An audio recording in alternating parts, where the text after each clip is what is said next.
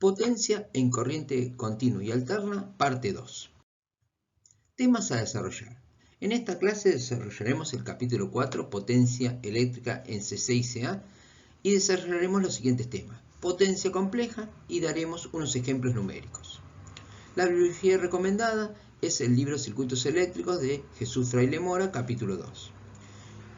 Lo visto en este video está desarrollado en el archivo de red indicado en la filmina. Potencia compleja. En teoría de circuitos, cuando se realizan cálculos con potencias eléctricas, es a menudo muy útil combinar la potencia activa y reactiva de un elemento en una única magnitud compleja que se denomina potencia compleja. Si se considera un dipolo receptor como el mostrado en la figura, alimentado por una tensión UDT tomada como referencia, UDT igual a raíz de 2 por U eficaz coseno de omega t, y que absorbe una corriente IDT igual a IDT raíz de 2 por I eficaz coseno de omega t menos phi. Los valores fasoriales de las magnitudes anteriores resultan U igual a U sub 0 e I igual a I menos phi. Se define como potencia compleja S absorbida por el dipolo receptor A. S igual al producto de U por I conjugado, igual a U0 por I sub más phi igual a U por I con un ángulo phi, donde I asterisco expresa el conjugado del factor corriente I. Al convertir la expresión en la forma rectangular o binómica, nos da S U por I coseno phi más J U por I seno phi. Es decir, S es igual a P más JQ. Es decir, la parte real de la potencia compleja es la potencia activa, mientras que la parte imaginaria es la potencia reactiva. Obsérvese que en la fórmula es necesario tomar el conjugado de la corriente para conseguir que las cargas inductivas en que las corrientes atrasan la tensión den lugar a potencias reactivas positivas. Se puede demostrar que si tomara el convenio contrario, la fórmula de la potencia sería U conjugado por I, pero nunca el producto de U por I. A veces es conveniente dibujar las componentes de la potencia compleja en un diagrama complejo, como se indica en la figura 6. Es evidente que para una carga inductiva, factor de potencia en retraso, se tiene que phi es menor que 90 grados y mayor que 0, por lo que Q es positiva y el vector S estará situado en el primer cuadrante. Para una carga capacitiva, factor de potencia en adelanto, se tiene que phi es mayor o igual a 90, menor que 0, por lo que Q es negativa y S estará situado en el cuarto cuadrante. La figura 6 se conoce vulgarmente con el nombre de triángulo de potencias. Si consideramos la potencia compleja asociada al circuito en paralelo de la figura 7, se tendrá S igual al producto de U por I conjugado, y reemplazando I por la suma de I1 más I2 de aplicar la primera ley de Kirchhoff al nodo, resultará que S es igual a U por I1 conjugado más U2 por I2 conjugado. Es igual entonces a S1 más S2, que expresa el denominado principio de conservación de la potencia compleja, que indica que la potencia compleja suministrada por una fuente es igual a la suma de las potencias complejas absorbidas por las cargas. Luego, Pg, potencia del generador, será la sumatoria de las P sub I. Qg, potencia reactiva entregada por el generador, es la sumatoria de las Q sub I, siendo Sg raíz cuadrada de P cuadrado más Q cuadrado, que indica que la potencia activa suministrada por el generador es igual a la suma de las potencias activas de las cargas y lo mismo que las potencias reactivas, teniendo en cuenta en este caso los signos correspondientes. La última relación muestra cómo calcular el módulo de la potencia aparente del generador, que en ningún caso será la suma modular de las potencias aparentes de las cargas, a no ser que tengan igual factor de potencia. Factor de potencia, su importancia práctica. Como se ha visto en el punto anterior, el factor de potencia representa el coseno del ángulo que forma la tensión y la corriente de un circuito. También es el cociente entre la potencia activa y la potencia aparente. Luego, el factor de potencia igual coseno phi es igual a P sobre S. Históricamente, la introducción técnica de los diversos tipos de potencia, activa, reactiva y aparente, y del factor de potencia, se debe a las compañías eléctricas que tienen a su cargo la explotación de las centrales, que necesitan transportar grandes cantidades de energía de un punto a otro.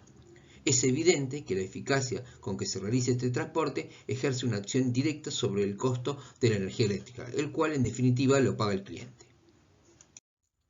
La potencia activa representa realmente la potencia media que se consume, mientras que la potencia reactiva representa una oscilación de energía entre el generador y el receptor.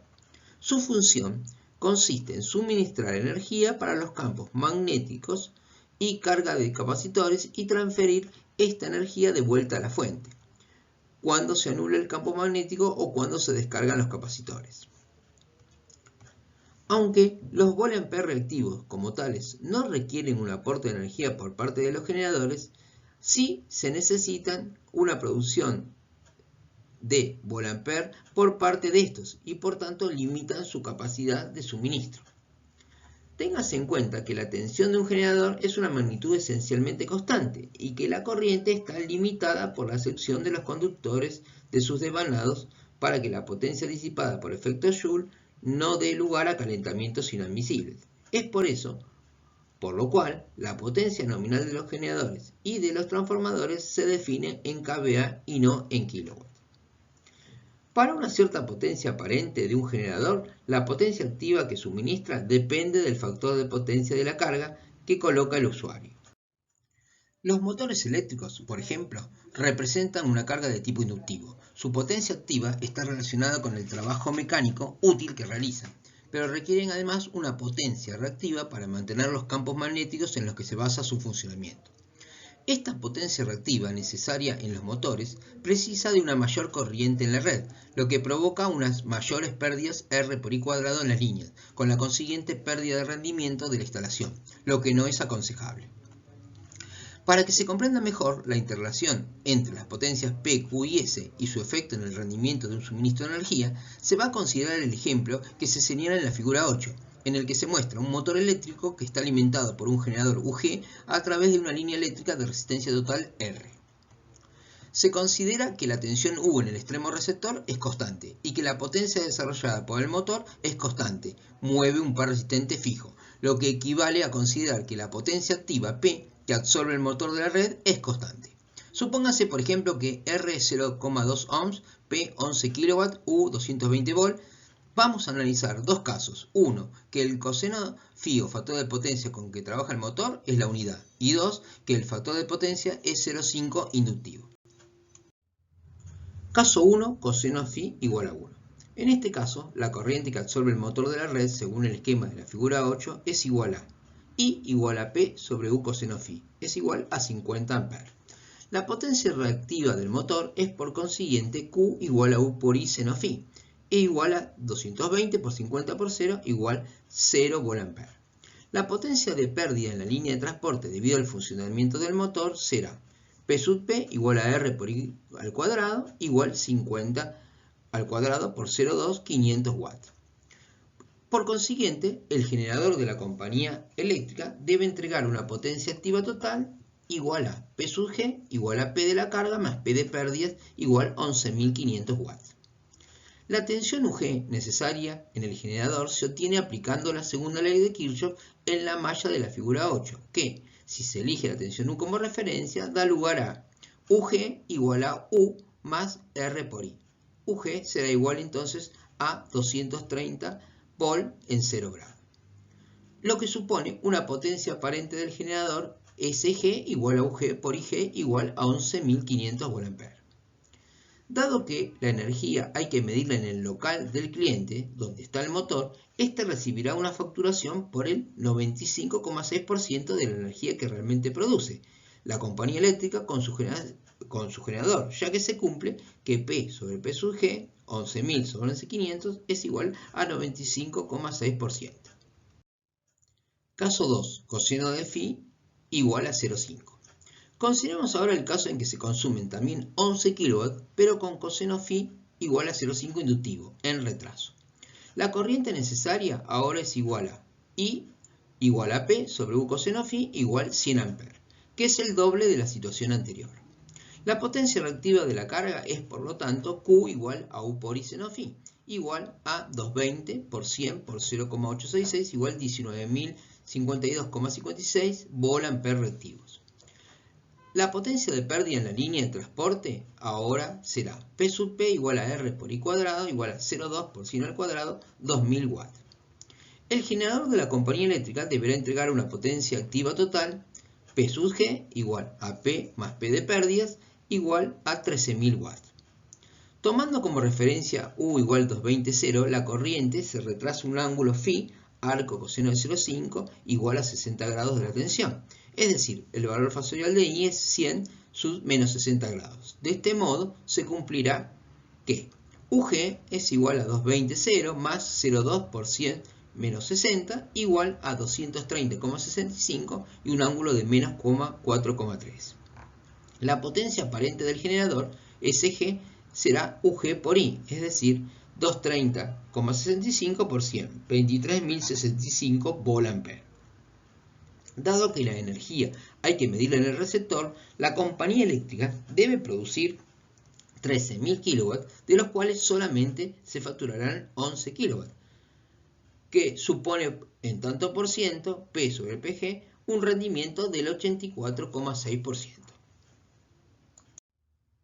En la figura 9 se muestra el cuadro comparativo en el que se muestran los valores más significativos de los dos casos estudiados.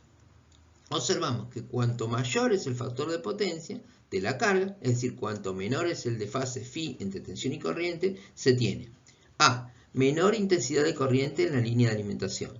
B. Potencia reactiva menor, que es nula en el caso de coseno φ 1. C. Menores pérdidas en la línea. D. Menores tensiones necesarias en la generación. E. Menor potencia aparente del generador. F. Mejor rendimiento. A la vista de estos resultados, resulta obvio que las compañías eléctricas estimulen el trabajo con factor de potencia elevados, generalmente superiores a 0,85 a 0,9, aplicando una penalización a los usuarios que no cumplan con el factor de potencia establecido. Corrección del factor de potencia. Como se acaba de indicar en el punto anterior, con objeto de mejorar el rendimiento de las instalaciones eléctricas y evitar el pago de cantidades suplementarias en la facturación, es conveniente trabajar con factores de potencia elevados. Normalmente, los consumidores requieren energía reactiva de la red de tipo inductivo, ya que la mayor parte de la industria utiliza máquinas eléctricas en su proceso productivo que necesitan este tipo de energía para desarrollar los campos magnéticos esenciales para su funcionamiento. El factor de potencia inductivo de estas cargas es por consiguiente inherente a las mismas y no se puede modificar más que por un mejor diseño y utilización. Ahora bien, como quiera que lo que interesa es que la red vea un mejor factor de potencia, en conjunto se puede modificar el mismo utilizando receptores que consuman potencia reactiva de diferente signo a la de los motores, lo que se logra satisfactoriamente conectando capacitores en la instalación. De este modo se puede reducir la potencia reactiva inductiva e incluso anularla, obteniendo un buen factor de potencia final. Antes de indicar cómo se corrige el factor de potencia de una instalación con capacitores, vamos a indicar una serie de procedimientos prácticos que evitan los bajos factores de potencia haciendo un uso mejor de los equipos instalados. Así se tiene. Para las máquinas eléctricas giratorias conviene en primer lugar sustituir los motores que funcionan con poca carga con motores de menor potencia que trabajen en condiciones nominales, con potencias análogas a las que se necesitan, cuyo rendimiento y factor de potencia en esas condiciones son mejores. Para los transformadores, elegir el tipo adecuado al empleo que se destine, con pocas pérdidas en vacío, evitar el funcionamiento con poca carga, desconectar el transformador con interruptor automático en caso de parada de la instalación. Para las lámparas de carga fluorescente de vapor de mercurio o de sodio, comprobar que todas ellas lleven su propio capacitor. Las lámparas de incandescencia son prácticamente cargas resistivas y por lo tanto no perjudican el factor de potencia. Es decir, para ellas el coseno de φ es igual a 1. Una vez que se han hecho las consideraciones anteriores, que suponen el uso más racional de los equipos, vamos a ver cómo se efectúa la corrección de factor de potencia con capacitores. En la figura 10 vemos la instalación de factor de potencia corregido mediante capacitores. En la figura 10 se muestra una instalación receptora simulada por un motor que absorbe de la red una potencia activa P con un factor de potencia inductivo de valor coseno de phi.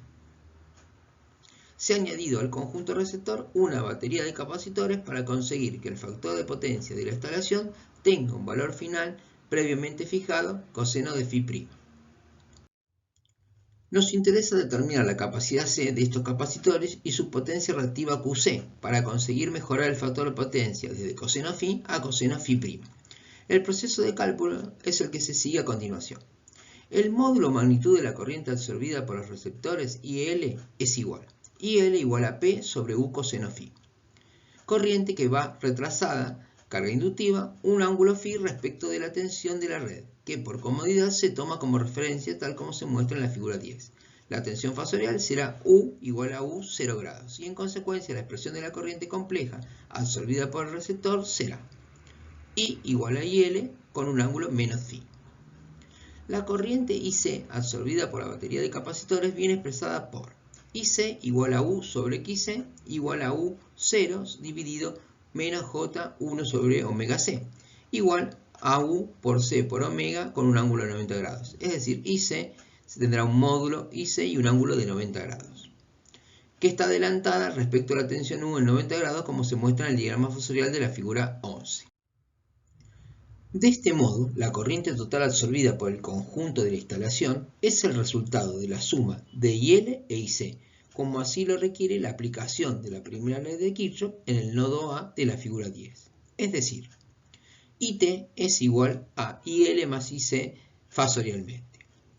En la figura 11 se muestra la suma en forma fasorial, observándose que la corriente IC debe ser tal que sumada vectorialmente a IL se logre que IT forme con la tensión un ángulo phi' final previamente establecido.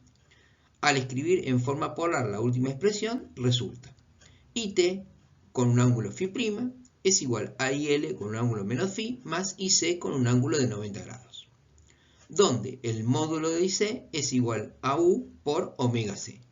Al pasar a la forma binómica se obtiene IT coseno de phi' menos JIT seno de phi' tiene que ser igual a IL coseno de phi menos JIL seno de phi más JIC, en donde se deduce igualando partes reales y partes imaginarias que A. IT coseno de phi' es igual a IL coseno de phi y B. Menos IT seno de phi' es igual a menos IL seno de phi más IC. Despejando IT de la primera ecuación y reemplazando en la segunda ecuación, obtenemos IC es igual a IL seno de phi menos IL coseno de phi por tangente de phi' igual a IL coseno de phi por tangente de phi menos tangente de phi'. Esta ecuación permite calcular la magnitud de la corriente capacitiva necesaria. Teniendo en cuenta además que la magnitud anterior es igual a U por omega C, resulta una capacidad C de la batería de capacitores igual a C igual IC coseno de phi dividido U por omega por tangente de phi menos tangente de phi'.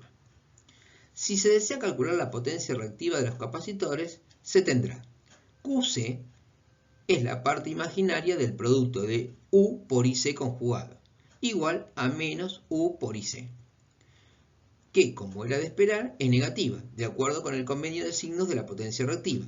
Si se tiene ahora en cuenta el valor de IC calculado, se obtiene el módulo de QC. QC igual a U por IL coseno de phi, tangente de phi menos tangente de phi'. Se puede escribir QC igual P por tangente de phi menos tangente de phi'.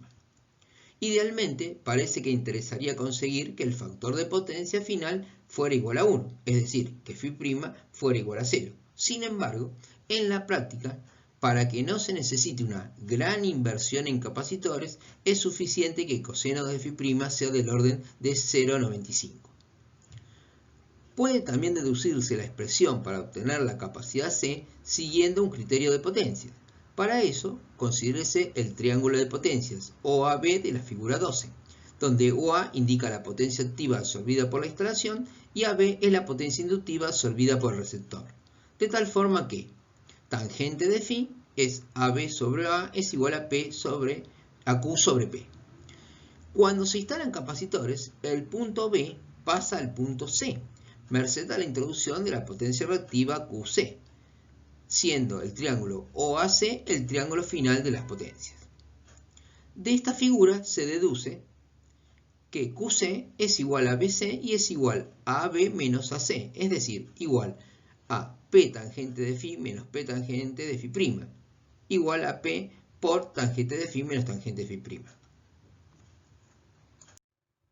Existen tablas que dan directamente el factor tangente de Φ menos tangente de Φ', por lo que hay que multiplicar la potencia activa de la instalación para obtener la potencia QC directamente. Ver tabla 2.3. En la tabla 2.3 vemos que está tabulado el factor tangente de Φ menos tangente de Φ' para calcular la potencia reactiva de los capacitores. Por ejemplo, supóngase que se desea corregir el factor potencia de una instalación que consume 100 kW con un factor de potencia inicial de 0,62 hasta obtener un factor de potencia final de 0,9, ambos inductivos. El valor de la potencia reactiva de los capacitores será QC igual a P por tangente de Φ menos tangente de Φ'.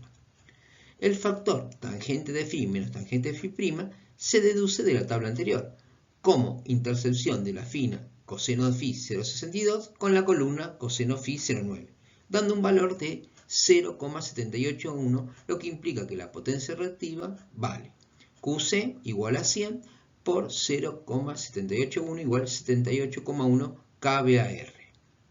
En la práctica existen baterías de capacitores normalizadas, con unas determinadas potencias reactivas y suelen ser frecuentes los siguientes valores: 0,5, 1, 1,5, 2, 2,5, 3, 4, 5, 6, 8, 10, 12, 15, 20, 25 kVAR.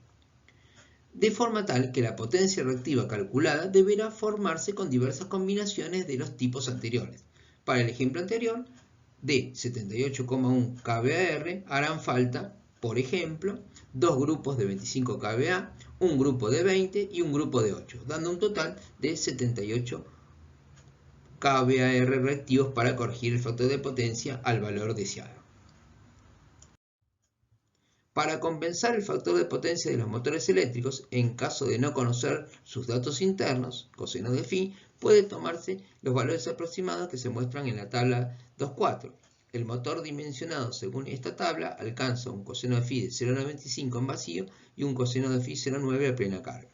En la tabla 2.4 vemos potencia reactiva necesaria para motores eléctricos. Entonces, para potencias del orden de 1 a 3 kW, la potencia del capacitor en kVA será del 50% de la potencia nominal del motor. Cuando la potencia sea de 4 a 10 será del 45%, de 11 a 20 50% y de 21 a 100 kW 35%. Los transformadores de distribución necesitan en general del 3 al 5% de su potencia nominal en potencia de magnetización. Para la compensación individual se toma como base el consumo en vacío. Se puede admitir una potencia de capacitores del 5 al 10% de la potencia del transformador sin que haya que tener por ello elevaciones de tensión. En los equipos de soldadura se precisan capacitores con una potencia del 50% de la nominal del transformador, soldadura en corriente alterna, y cuando se emplean rectificadores, soldadura en corriente continua, son suficientes capacitores con una potencia equivalente al 10% de la nominal. Las lámparas de descarga necesitan también capacitores para compensar la energía reactiva de las reactancias que requieren estas lámparas. Así, en el caso de lámparas fluorescentes a 220 volts se precisa un capacitor de 4,5 microfaradios para un tubo de 20, 6 microfaradios para uno de 40 y 18 microfaradios para uno de 140. Para las lámparas de vapor de mercurio a 220 volts, las capacidades necesarias serían entre 7 microfaradios para lámparas de 50 watts, 18 microfaradios para lámparas de 250 y 40 microfaradios para lámparas de 1000 watts.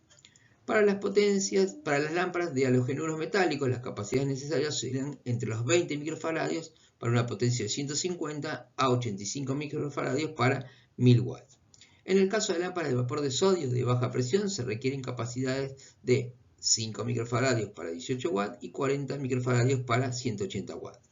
Para las lámparas de vapor de sodio de alta presión se utilizan capacitores de 10 microfaradios para 50 hasta 120 microfaradios para lámparas de 1000. Según sean las condiciones del servicio, los receptores se compensan por separado, por grupos o centralmente.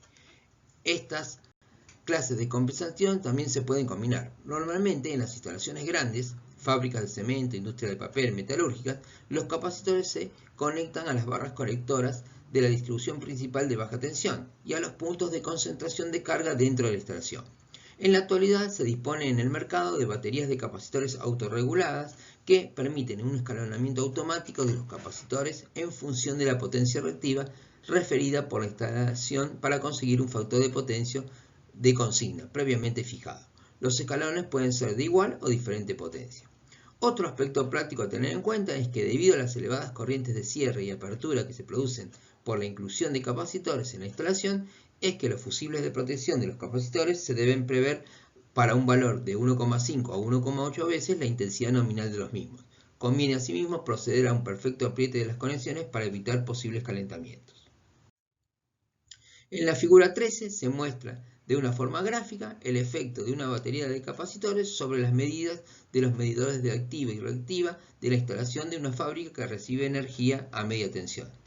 Obsérvese que los capacitores deben conectarse detrás de los medidores, consiguiéndose una reducción en la lectura del medidor de reactiva, pero no sobre la activa, como ya se indicaba en el diagrama vectorial de la figura 12.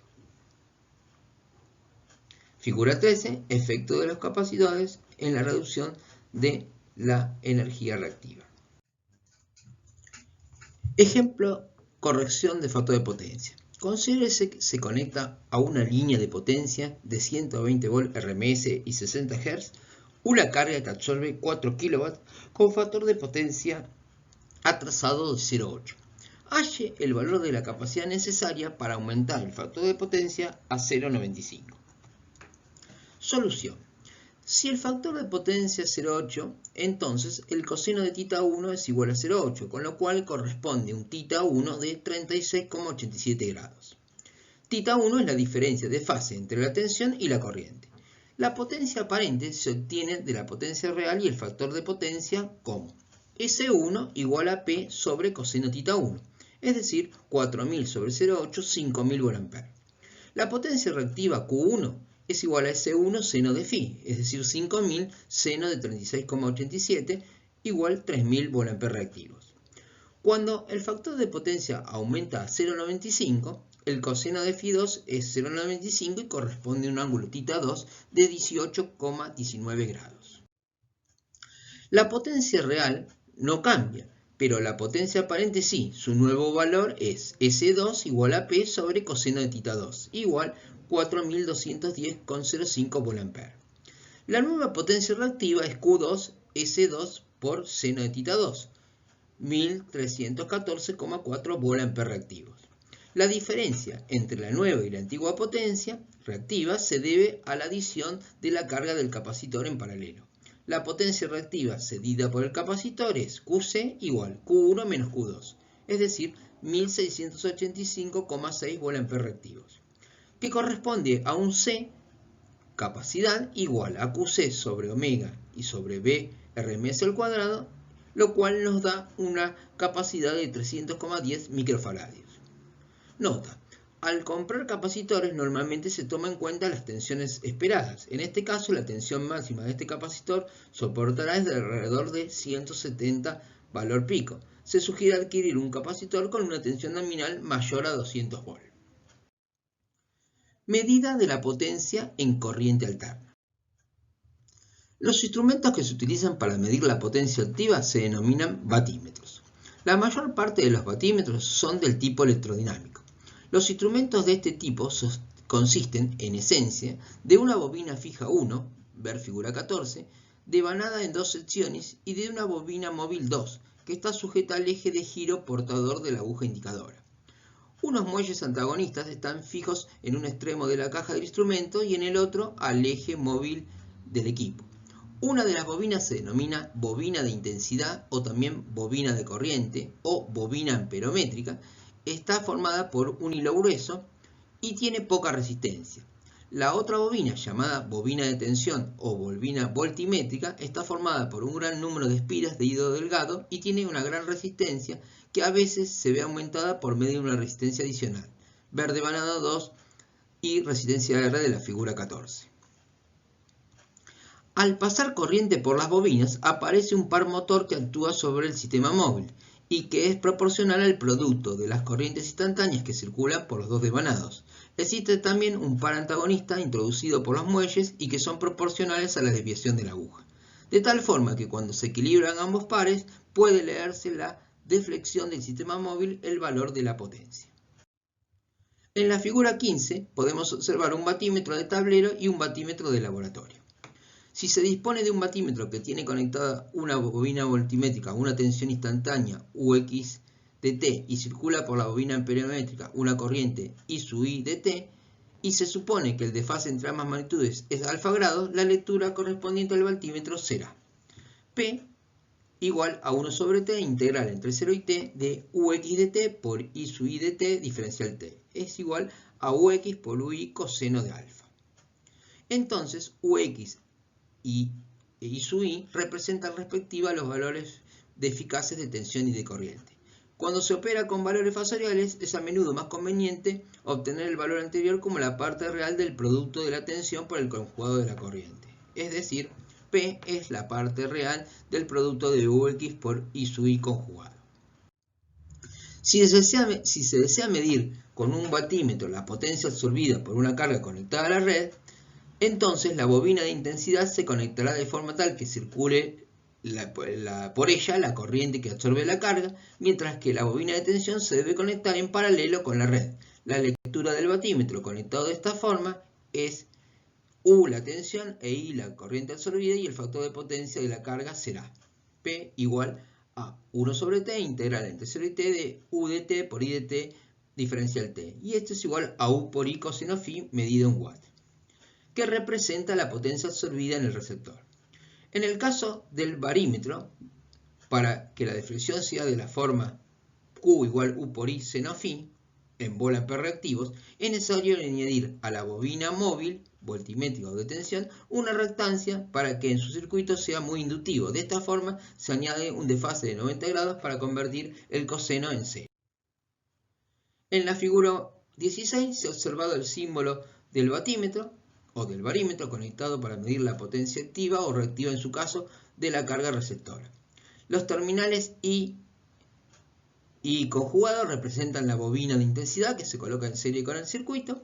Los terminales U' representan la bobina voltimétrica de la tensión que se coloca en paralelo con la red. El batímetro electrodinámico es un aparato con polarización, lo que significa que el sentido de la desviación de la aguja depende de la orientación que tienen entre sí las corrientes que circulan por las bobinas. Para que el sentido de desviación de la parte móvil sea la correcta, los terminales que representan el origen de las bobinas se señalan con un asterisco, ver figura 14, debiendo conectarse ambos bornes al mismo punto del circuito.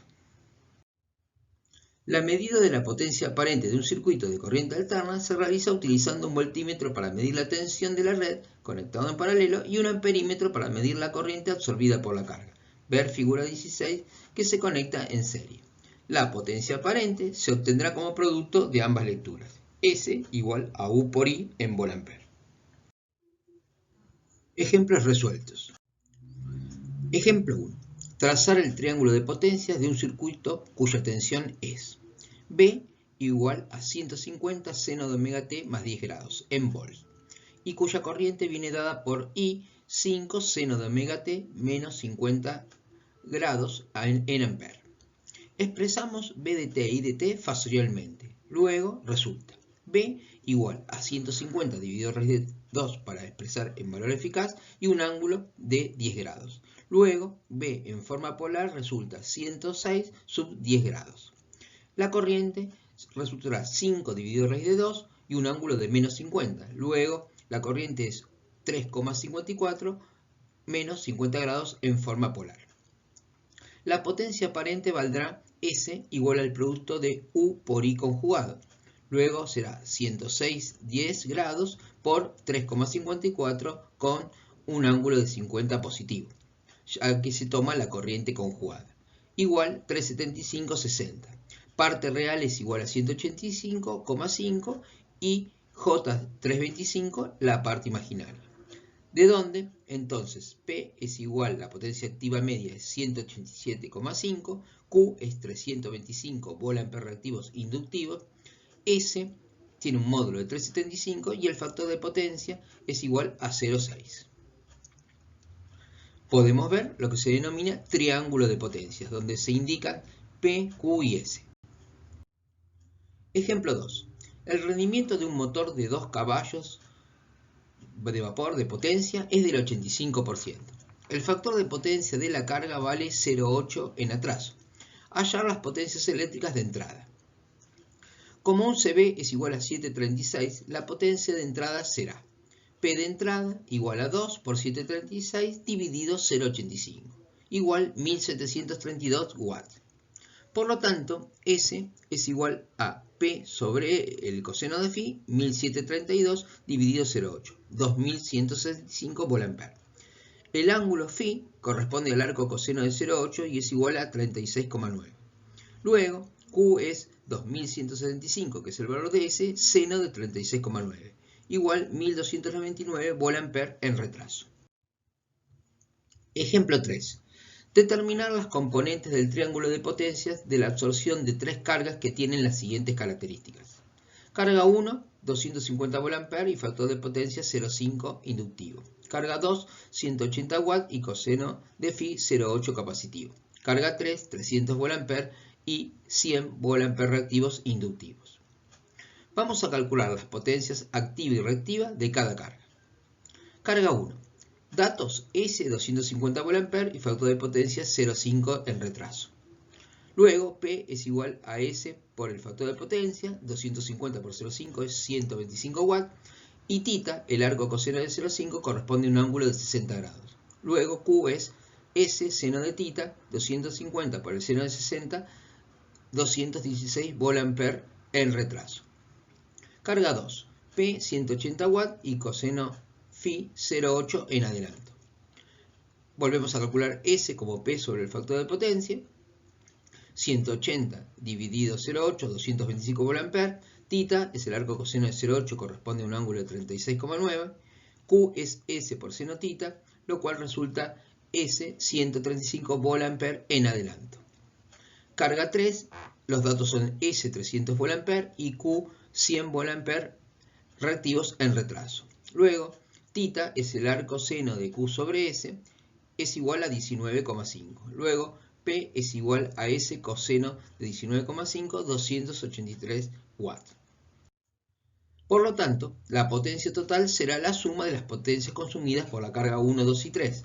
P total, 588 watts. Q total será también la suma de las potencias, teniendo especial cuidado en que la carga 2 es de tipo capacitivo. Luego la potencia reactiva será negativa. Q total es igual a 181 VA en retraso. S total es P total más JQ total, igual a 616 con un ángulo de 17,1. Luego, S vale en módulo 616 y el factor de potencia, que es P sobre S, corresponde a un coseno phi de 0,955 en retraso. A continuación puede verse el diagrama de potencias final, donde se marcan las potencias activas y reactivas de cada carga y la potencia total, la Q total y el S total. Ejemplo 4. Un transformador de 500 kVA funciona a plena carga con un factor de potencia de 0,6 en retraso. Conectando en paralelo con una carga unos capacitores, se modifica el factor de potencia pasando a valer 0,9 en retraso. Hallar la potencia reactiva de los capacitores conectados y después de la corrección del factor de potencia, ¿qué tanto por ciento respecto a plena carga soporta el transformador? Cuando el transformador funciona a plena carga, véase la figura que los valores de P, Q y S resultan. P igual a B por I coseno phi igual a 500 por 0,6, 300 kW. Θ, arco coseno de 0,6, corresponde a un ángulo de 53,1 grados, con lo cual Q vale B por I seno phi es igual a 500 seno de 53,1, 400 kVAr inductivos. Por lo tanto, la potencia reactiva de los capacitores es θ', arco coseno de 0,9, 26 grados, con lo cual resulta un S' de 333 kVA y Q' 146 kVA. Cuando el factor de potencia es 0,9 en retraso, resulta que el delta Q es Q menos Q', 400 menos 146, 254 kVAr capacitivos. Al corregir el factor de potencia, el porcentaje de plena carga a que está trabajando el transformador será porcentaje de plena carga 333 dividido 500 dividido 100. Luego corresponde a 66,7 en por ciento.